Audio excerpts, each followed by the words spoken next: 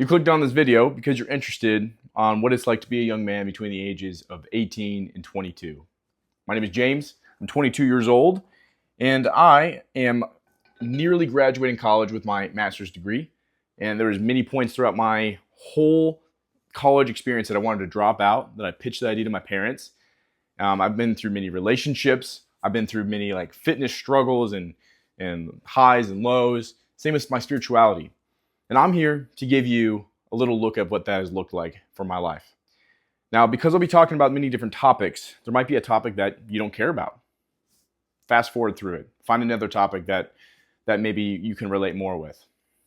Also, I'll be making breakfast while I do this because it helps me talk a little bit better. Maybe it doesn't. If it's a distraction for you, I don't know. Too bad. So let's start with the first one that I think is a really big decision. And pretty much everything that I will be talking about in this video are big decisions that you make as a young person in general, regardless of male or female. But one of them that I don't think is that controversial at all is your fitness. You know, at 18 years old, maybe you're an athlete or maybe you're not an athlete. But more than likely, when you look in the mirror, you're like, I want to maybe look a little bit different. Whether that means stronger, whether that means thinner, whether that means faster, whether that means something completely else. But more than likely, that's where you're standing. And I say that confidently because that's exactly where I was. Throughout high school, remember, that was 4 years ago, a little over, I played golf and I ran cross country. I also did swim for a little while. And although those sports are really good for your health, I didn't take care of my health as good as I should have. And so although I would fit the BMI scale of healthy enough, I did not like the way I looked. And so I'm 6'2", currently sitting at 230 pounds. However, when I was graduating, I was 6'2", 174 pounds. So I was thin. And just because you're thin doesn't mean that the world is amazing.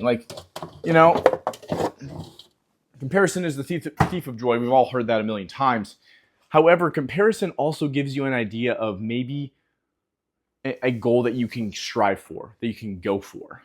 Comparison, the world, I think, is a better place with comparison. However, don't let it tear you down mentally. Use it as a tool to help you get to a place that you want to go to. And there might be several things in this video that you're like, I completely disagree. And I encourage that. Disagree and come to your own conclusion about what you think. If there's anything that you get out of this video, if there's one thing, it's this. Have your own conviction about what you believe. And have a strong conviction at that. Really know what you want to believe. Don't just take what I have as truth. Don't just take what your grandma says as truth. Go search for it yourself and stake your decision on that. I'll never forget this. When I was 16 years old, I was in a relationship. And when I was 16, I didn't have many thoughts on anything. I just didn't. And so when I was having dinner at my then girlfriend's house, I remember her dad asking me all these questions about different things. And I didn't even realize it. But my most common response was, well, I don't really know, but this is what my dad thinks. And I didn't even realize it. It got to the point that my girlfriend's dad said, James, I don't care what your dad thinks. I want to know what you think. What's your conviction on these topics? And if you don't know yet, then just say you don't know. And then try to think of them yourself or give your best guess. And so maybe at 18, you're like, I already have all my opinions on things. Great. That's amazing. But there are some of you out there that don't. And I encourage you, go find out, seek out, figure it out. How many eggs should I do? What do you think? I'm thinking 5 is a good number. All right. We're going to do 5 eggs. We're going to do some sourdough bread. I have some sausage, started pre-cooked sausage. So I'll throw that in the microwave at the end. Butter, cheese, salt, pepper. I'm not a big Tabasco guy. Like, I like Tabasco. If you don't know what it is, it's like a peppery hot sauce. Maybe I'll get some Tabasco today. So anyways, back to fitness, right? So maybe you're sitting there and you're like, I don't know where I want to be, but if I don't like where I'm currently at, figure it out. Get a piece of paper or get your notes app or get a reminders and say, I am this height at this weight and I want to be, you're most likely not going to grow any taller, but I want to be this weight at this time. And maybe you set a 3-month goal. You set a 6-month goal. You set a year goal. And then you write down, like, just, what's it called? Reverse engineer. What is it going to take in order to get to this weight or this muscle? Is it going to take 2 days a week working out? Is it going to take 6 days a week? If it's a running goal, do I need to run 4 days a week for 6 months to then qualify for this certain amount of time for this marathon? Which, side note, if you ever run a marathon in your life, you're part of the 1% in the whole entire world. Whole entire world, which is diabolical, I would say. Because we used to, as a human species, we used to run and be on our feet all day. All day. Now we just sit on the couch, lounge around. It's ridiculous. So pick a goal. You have a weight in mind, have a strength in mind. And for me, for reference, I have no shame in saying my height and weight. You know why? Because it's taken me years of working out to get to this point where I'm very comfortable in my body. So I'm 6'2", about 227 pounds. I'm currently training for a marathon, which is like, dang, you're a thicker guy for wanting to do a marathon. I agree. So I'll more than likely be taking off about 10 pounds or so, and running 5 days a week. And that's just what it's going to take in order to get there. Now, for you, have that goal in mind. What is that? If you weren't to achieve that goal at all, and it's 6 months from now, a year from now, are you going to be okay? Like, with how you look? Because why? Like, you might be asking, James, why are you stressing this so much? Like, gosh, move on to your next topic. It's because of this. There's never going to be an easier time in your life for you to make a change with how your body looks than when you're between 18 and 22 years old. Unless you're already married and have kids, now is the time to do it. Because you and I, it's easy for us to think, I'm already busy. I already don't have time. Add a husband or a wife. Add one child, 2, 3, pets, a mortgage. You're like, wow, I didn't realize how much time I had until, it's like that quote goes, you don't realize how good you had it until it's gone. And by the way, wisdom comes from taking what you know and applying it before you have to learn the lesson to apply it.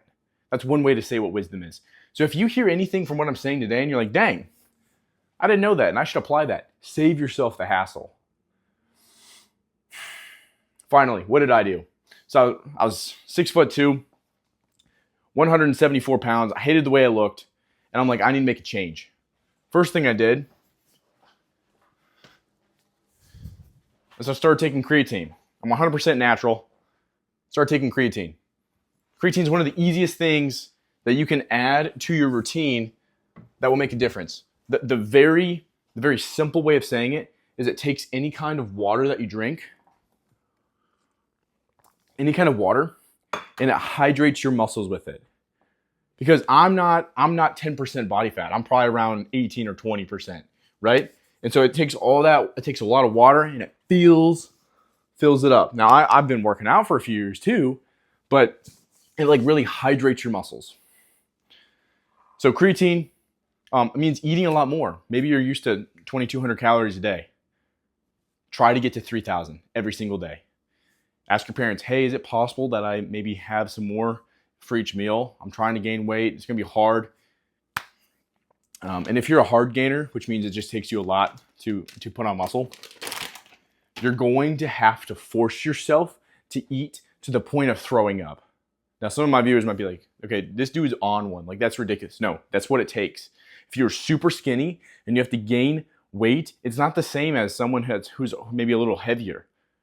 Like, you can't just put food down easily. Like, it's hard to eat that much. You're growing your stomach capacity. You're growing your will and your mind to be delusional about, yes, I can eat that much, and yes, I can gain weight.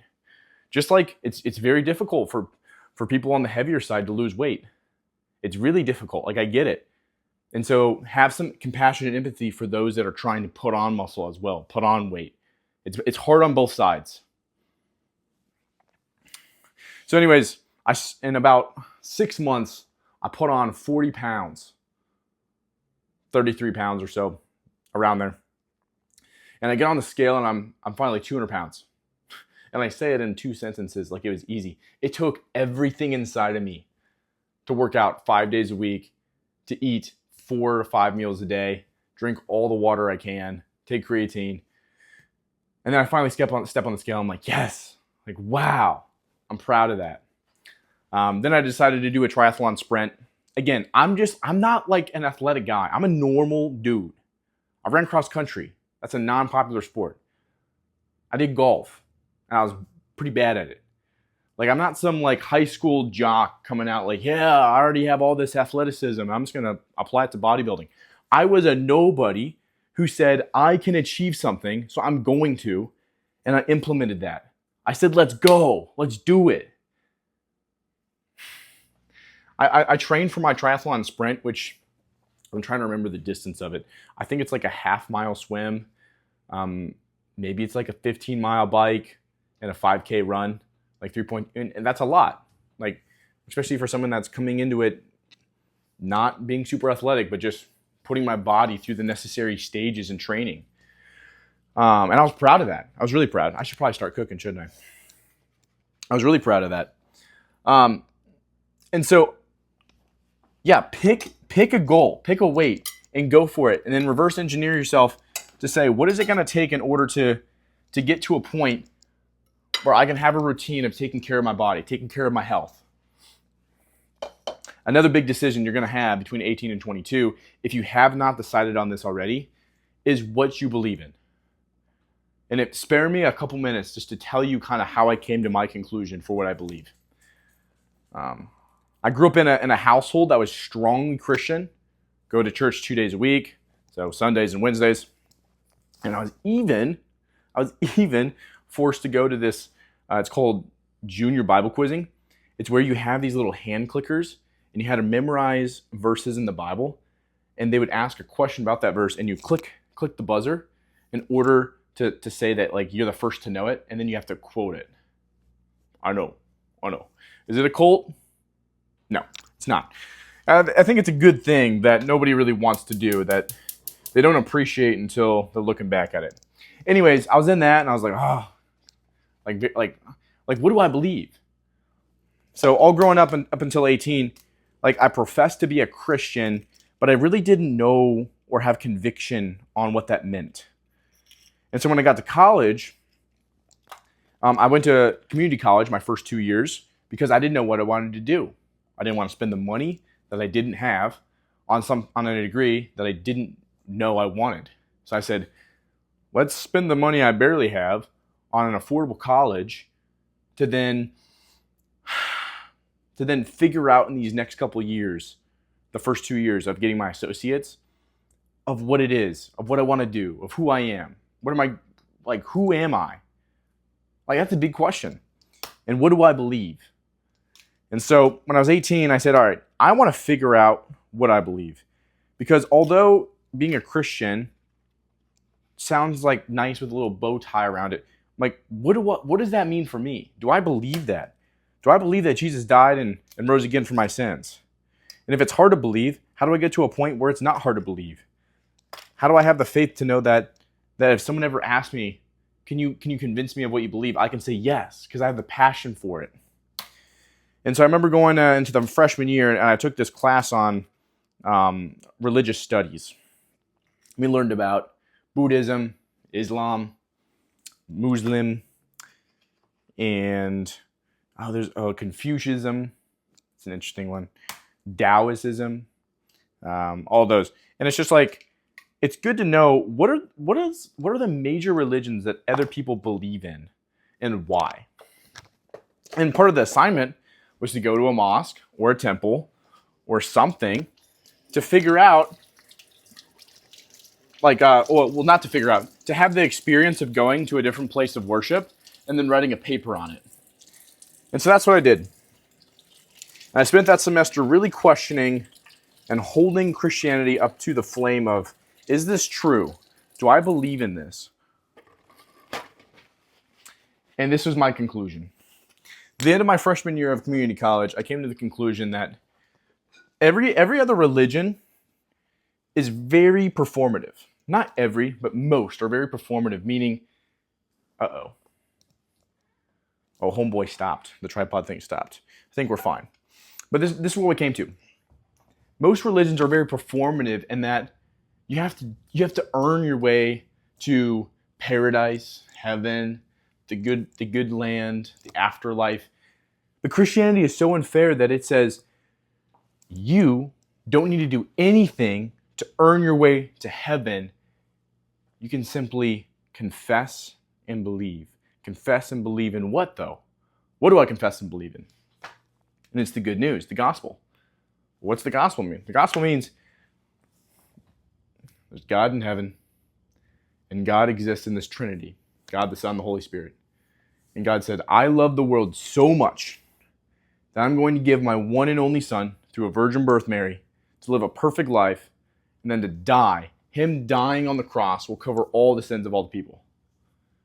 And I know it's hard to believe. Like, I'm not saying this like, yeah, it's just super easy to just believe it. No, it's hard to believe that. But I have the conviction that this is true. Therefore, I'm telling you in a way that I'm confident in knowing, like, this is the way, the truth, and the life. Jesus had to die. Like, how else will we get to heaven? We don't earn our way to heaven. We believe in Jesus, who covers all of our sins, to go to heaven. Now, can you say, I believe in Jesus, fine, I'll say the words, and then your life doesn't change? Like, no. Your life will change as a natural, diametrically opposed. No, that's it. Your life will automatically change because the Lord is working and moving on your heart to become more like Jesus. And here, let's put some Tabasco in the eggs. That's a lot. Meh. We're learning, right? And then I'm gonna get a whisk. Yeah. So maybe you're like, I don't believe in Christianity and I don't really care. And even though I know what the good news is, it's hard to believe and nothing really makes sense. I'm not here to disagree with you. What I am here to do is say what I said at the beginning of the video. Have a conviction for what you believe. Don't say that unconfidently. Be confident in whatever you believe in. Because the worst thing that I could do for you and anyone that I talk to is to say, I know the keys to eternal life, but I'm not going to tell you about it. How selfish is that? That's extremely selfish. It's like, if I know the way to eternal life, I know the way to get to heaven, and I don't tell you. There's a verse in the Bible that says, for I'm not ashamed of the gospel. For I am not ashamed. Can I say that confidently? Can you say that confidently? So that's the second thing. So fitness. Get to a point where you're comfortable in your body, where you can look in the mirror and you can say, I actually like what I see. I don't hate what I see. Also get to a point where you have a conviction about what you believe in spiritually. What do you believe? Why? Even outside of spirituality, what do you believe on opinions as well, like just random things? It's good to know. It's good to know where you stand on issues. Regardless of political take, just have a conviction about what you believe in. Let's get that sourdough bread out. So as far as college and career goes, this is my advice. If you don't know what you want to do, literally leave your home, drive in your car, go to a park, go somewhere that you trust. You're going to be like, I don't know, safe in. And spend time staring at the wall, staring at the park, walking around, and asking yourself all the hard questions that you've been putting off. What do I really like? What did I do as a child? Like, these are questions, like, maybe you want to write these down, that are like really good to ask. What do I remember doing as a child for fun when I didn't have any other responsibility? Was it playing in the sand? Was it building Legos? Was it riding my bike? Was it just making up like the imaginary war games, like, oh, like I'm an army commander, and was it, I don't know, being an actor, and like what, like think like this reveals a lot about you today. What you did as a child for fun reveals a lot of like what your interests are and what you want to do today. And yeah, so ask yourself those questions. Ask yourself, what could I do for the rest of my life that I would almost be okay not being paid for? Which is a really hard question to answer, honestly. Because so many of us want to answer that question for what's going to pay me the most. And so when you have to ask the question of what would I do without ever making money from, it can be challenging. For me, it's teaching. It's taken me 4 years to get to this conclusion. But I would like to teach, like I would be willing to teach without ever getting paid for it, to inspire people. Not like a elementary teacher. Like I really like teaching adults, people my age or older, who like to think critically, who like to make change in their life. That's my favorite avatar. But what is it for you? I would like to save people for a living. I'd like to go fight battles for a living, like without even making money from it. Like I'd love to do that. Great. Think about it. And as far as the question goes, should you go to college or not? I can't answer that question for you. But what I can answer is this. Whatever you do it with all of your heart. If you're not going to go to college, then work purposefully. You can always change your mind. That's not what I'm saying. I'm not saying you can't change your mind. I'm just saying do it with all of your heart. Go to college and actually study and go after it with everything that you have. Study well. Go part of the clubs, like the organizations and the clubs. Clubs, that just sounds wrong. But yeah, go put yourself out there. Start an organization. It's not that hard, by the way, to start one. Yeah, put yourself out there. Try new things. And this is such like an underrated piece of advice because there's so many pieces of advice that are so oversaid that you dismiss them because they're talked about so much. And one of those is like try new things. You might be so tired of hearing that. That's such a legendary piece of advice. Trying new things. There's so many times, like here, this is just a random example. There's so many times when I was younger that I'd go to the store and my parents said, hey, these are some pieces of clothes that we think would look good on you. And I look at them, I'm like, I don't like any of these. And they said, you're going to try all of them on before you make a decision. And I try all of them on and I was flabbergasted by the outfits that I thought would look terrible that I really enjoyed after. And it's like, what? It was just crazy. And so that's what try new things. Try new things. So we talked about fitness. We talked about spirituality, what you believe in. We talked about having a conviction about what you believe in regardless of spirituality. And then we're talking about school. Whether you go to school or you don't, have a conviction about putting effort into what you're doing. And so my first 2 years of community college, I did not know what I wanted to go to school for. And so I did just, I did business administration or whatever. And it was a transfer pathway over to Owens. So I started at Owens Community College. It was a transfer pathway to the University of Toledo. And by the end of those 2 years, I sat down with my parents and I said, I don't want to continue with school. I don't want to do this anymore. I'm done. I got my associates. Can I peace out with my associates? Is that good enough? And they both said, hey, you know what? We love you enough to where we're going to hear you out. If you have an idea of something you want to do with only having your associates, then like pitch it to us. What is that? Is it a job? Is it a career? Is it a business you want to start? What is that? Let's hear it.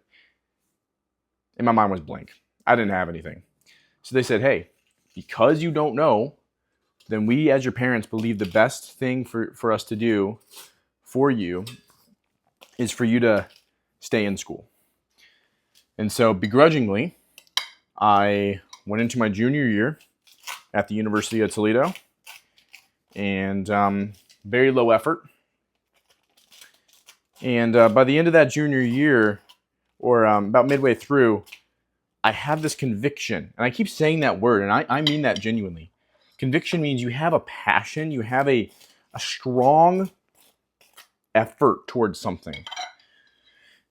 I had a conviction to start an organization on campus, and at that time, I was very devoted to the Christian walk, because from the first 2 years of college, of me really questioning what I believe in, and me coming to the conclusion that Christianity is the one true religion, I was very convicted and devoted for honoring that decision. And so what ended up happening, I forgot to season my stuff.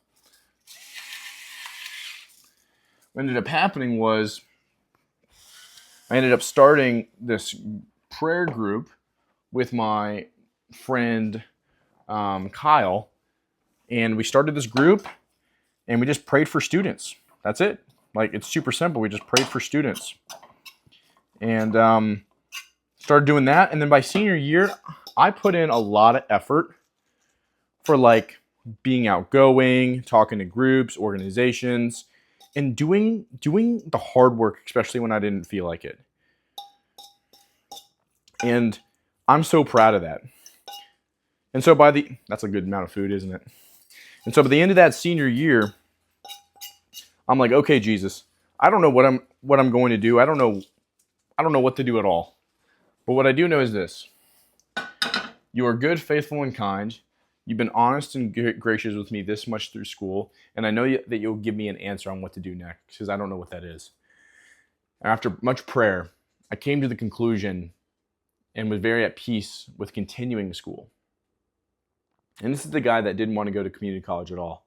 This is the guy that halfway through college, I asked my parents if I could drop out. And now I'm the guy saying, hey, let me go get my master's. So if you're 18 years old and you've watched this far and you're hearing all of this information, please have a strong conviction about what you want to do. And if you don't know, try new things. And if you don't know, even when you're trying new things, pray about it. Like, really pray. Say, God, I don't know. Even if you don't know who God is, you're like, God, I want to believe in you. I don't know if you're real, but I need help. It goes a long ways. It's time to talk about relationships. I was one of those kids that was not allowed to date until I was 16 years old. And because of this, I was antsy to date immediately when I was 16. And so that's what I did. As I mentioned, I think I mentioned it earlier in the video. Yeah. So I dated when I was 16, and I was so antsy to get into dating, that it really pulled me away from the Lord. Now, my first relationship was before I had conviction about what I believed in. And so that absolutely impacted my authenticity with what I believed. And so I dated for a year, and although I don't regret that I dated when I was 16, I wish I was a lot more mature than I was. And so as far as relationship advice goes, treating women is something that is not talked about often as a young man. And if you have amazing parents, then you definitely have been talked to about it. But wow, being so gentle with women is such a necessary thing. Like, whether it's your sisters, your mother, your girlfriend, your cousin, whoever, like, be gentle with what you say. Your words impact them. Be kind. Open the door. Open the door for your mom. You don't just open the door for your future wife or your girlfriend. Open the door for your sisters, your mom. Open the door for people going to the store. Like try try to be the kindest person you can be. Treat them well. And if you're dating somebody and you just know this is not the one, then it's a very mature thing to do, to say, hey, I've really liked dating up until this point, but to save, not to save them time, but out of respect for your future spouse, I think it'd be best that we stop dating. They're hard. They're hard decisions. If you made it this far too, I appreciate you watching. I know this is kind of all over the place, and I'm getting used to kind of talking more. But if you're in the age of 18 to 22, please don't brush off these years. They are so important.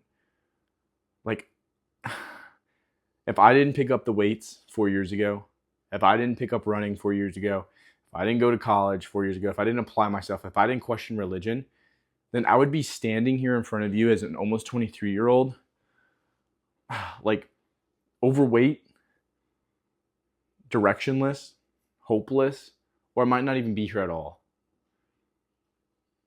So asking the hard questions and doing some of the advice that I've given you will go so far.